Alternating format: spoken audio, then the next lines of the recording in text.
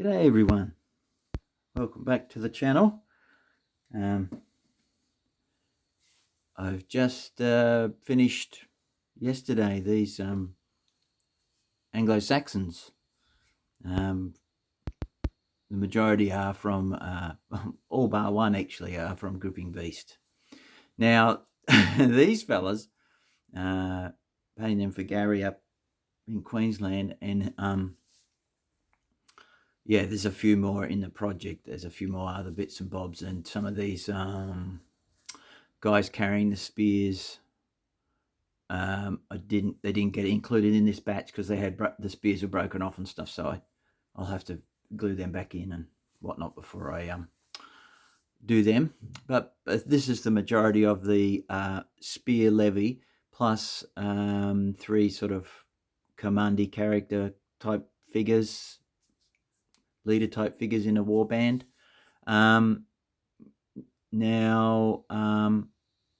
those who followed the channel for a long time will know I've painted a lot of these figures in particular, these actual figures, again and again and again and again. I painted loads of them for myself back in the day when I had my big Anglo Saxon collection. I've still got a few unpainted ones in a box.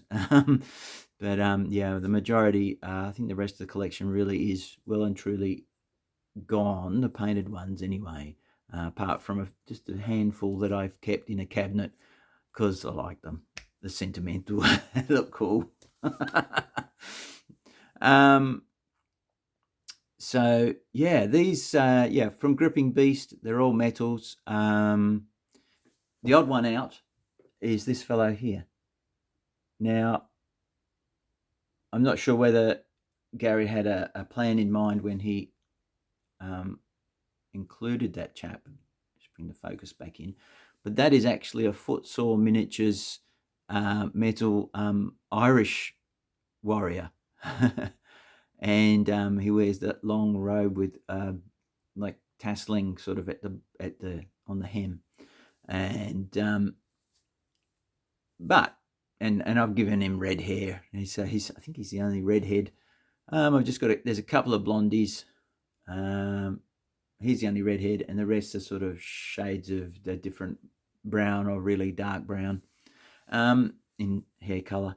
Now, in the early medieval period, or the Dark Age period in Britain, it was quite commonplace for sons of noblemen or rival claimants to a kingship or a princedom or whatever like that to be brought up or to spend time in another noble's court.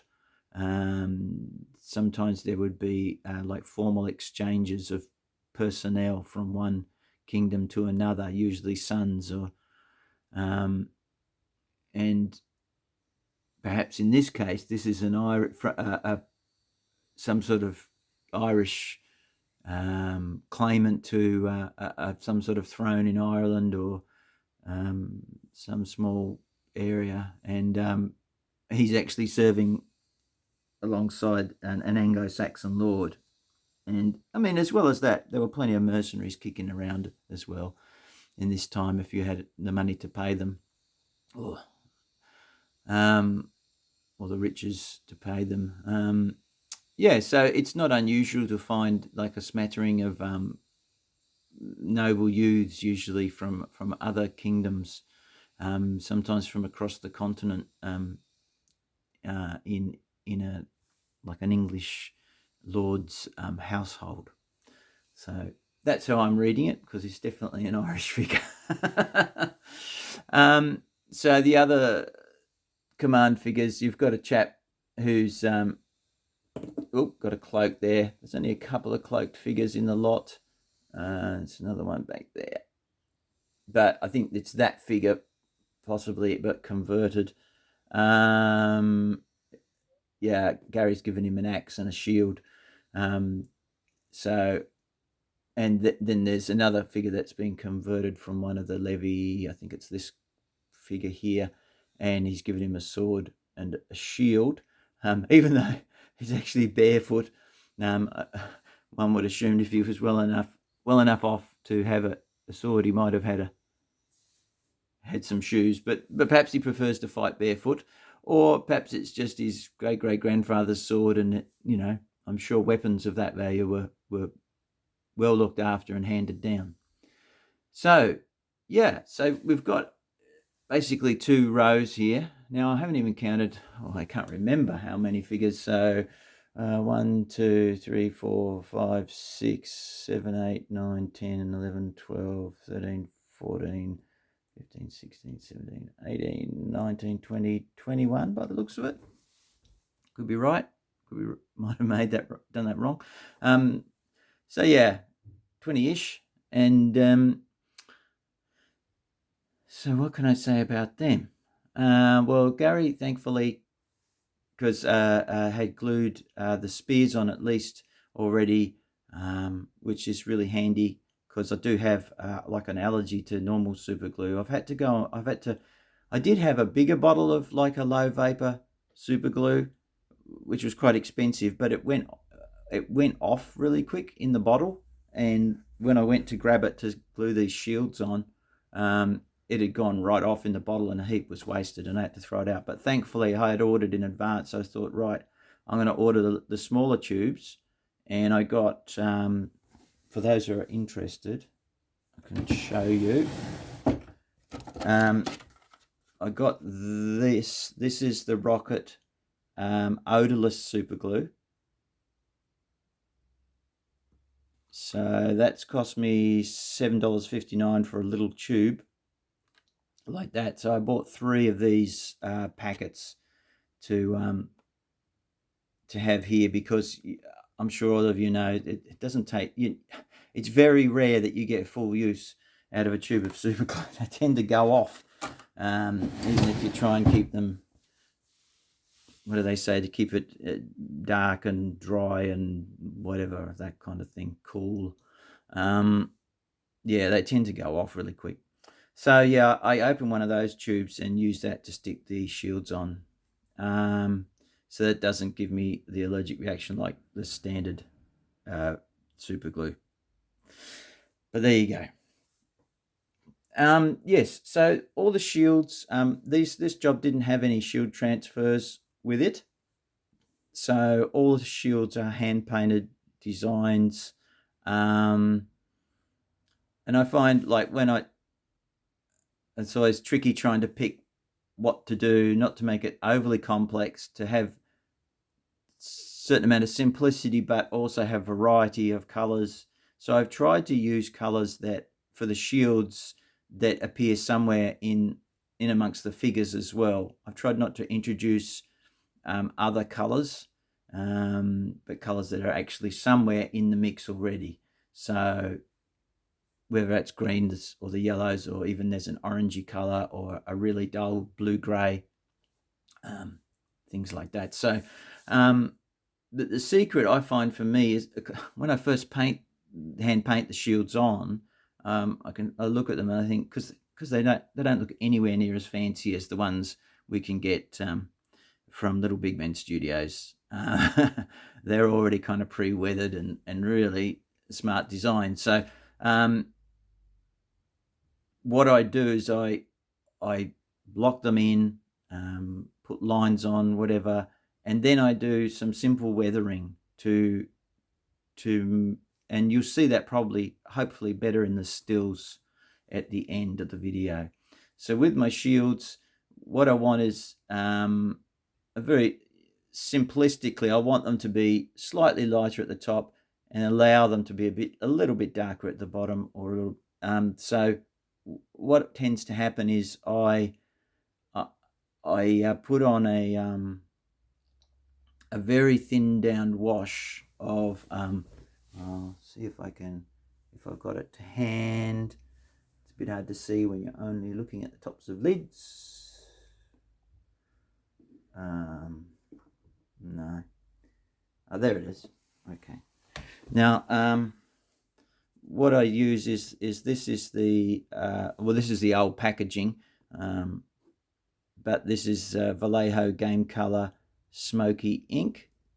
So I put that down on a pallet or whatever, a bit of paper, whatever you paint on, and I really thin it down with a lot of water, create it into a kind of like a wash, and then that's washed over the shield, kind of starting loosely from the top, but letting it get darker, or leave more of it at the bottom. And what I'll do is I'll actually take my thumb, and if it's too dark at the top of the shield, I'll just give it a little bit of a wipe across, take some of it off on my thumb or on my finger, and then just feather that back in again.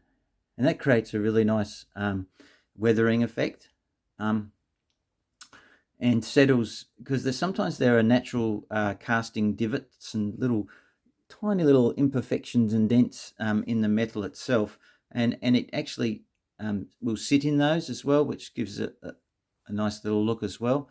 And then I will get, with a very fine brush, I'll get Vallejo flat earth, and I'll just make, if I bring it forward, you can probably see it better on a white shield, perhaps, I don't know, is I make sort of fine lines with the Vallejo flat earth. That's to represent the leather that's underneath, behind the colour. Just make some subtle lines down, across, where slashes or dinks might be, and maybe some little tiny extra dots and spots. Don't go too heavy-handed with it, but just a subtle kind of thing. Actually, this one, it shows up quite well on this one, so you can go in different directions. You can see it sort of scratched up here, across, and some little dots and chips. Yeah, I think that gives it, and that with the wash, it goes from being just this plain, very plain colour shapes to looking like something that's a bit more real to my eye anyway, and hopefully to everyone else's. Yeah, so that was them. So if you've watched my, there are plenty of videos in the back catalogue on the Dark Age painting methods I use, but suffice to say, with these troops that are of a lower status in the social hierarchy and the warrior hierarchies of Anglo Saxon England, that I tend to paint them with more muted colours, more intense colours. I'm not super bright, never super bright, but brighter, stronger colours I tend to leave for higher status warriors who can get the better cloth and costume and stuff like that, and maybe even have garments that are set aside for dressing up and looking your best for the battlefield. Whereas for some of these guys, if you're Levy, maybe they still want to look good, but they have what's available to them. They're not necessarily wealthy people, although these guys might have a bit more wealth. But yeah, so the clothing tends to be muted colours, colours that you could achieve from natural dyes, and they wouldn't have been super like colour fast like we see with a lot of modern dyes. So they tend to be desaturated. So I use a good rule of thumb is to, if you have in your colours World War II uniform style colours, they can be good for Levy type figures. So, but I don't mean just all greens, but different browns. But also don't exclude colours like Luftwaffe uniform and things like that from Vallejo. So bluey greys and such. So I used a lot of AK Interactive colours for this. So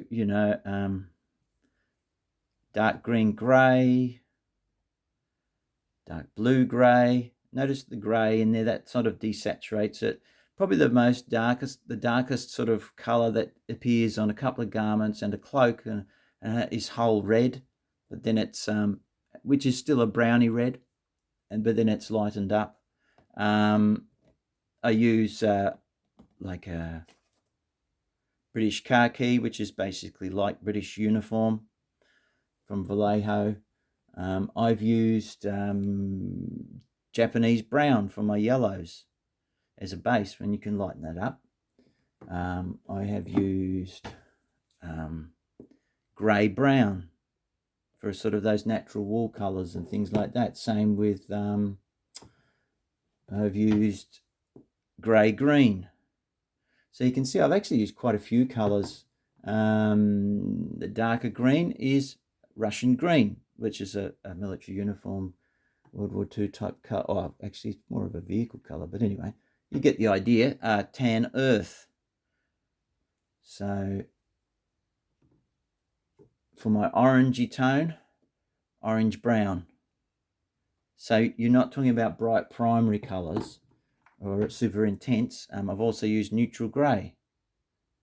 So those are sorts of colours that I go for the desaturated look. And then to get my height, they all receive my usual sort of brownish wash. And then after putting the base colour down, and then I go back with the base colour and leave the shading in the recesses, and then I lighten up that base colour, usually with an ivory, or often, particularly with these, deck tan, which again helps it not, because if you used pure white, it would make it too bright, too stark. But to use a real off-white or a bone colour or something like that to lighten them up really helps give that look of a desaturated, naturally dyed fabric. Sorry, I keep losing focus on the figures and that goes all washed out. Yeah, so that's them. I'm taking some snaps at the end. Not sure what else I can tell you. Yeah, I mean, they're fairly basically armed and such. Yeah, so I'll give you a bit of a look at them all.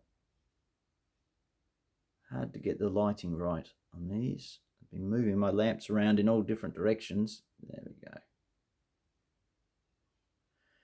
So you got a back row who are mostly thrusting with their spears through the gaps, and you've got a bit of a shield wall kind of appearance in front. And these are old classic gripping beast figures that you can still buy in their ready-made packs and stuff. I believe they were sculpted back in the day by Andy Soapy Dormer, and he's done quite a lot for gripping beast over the years in terms of sculpting,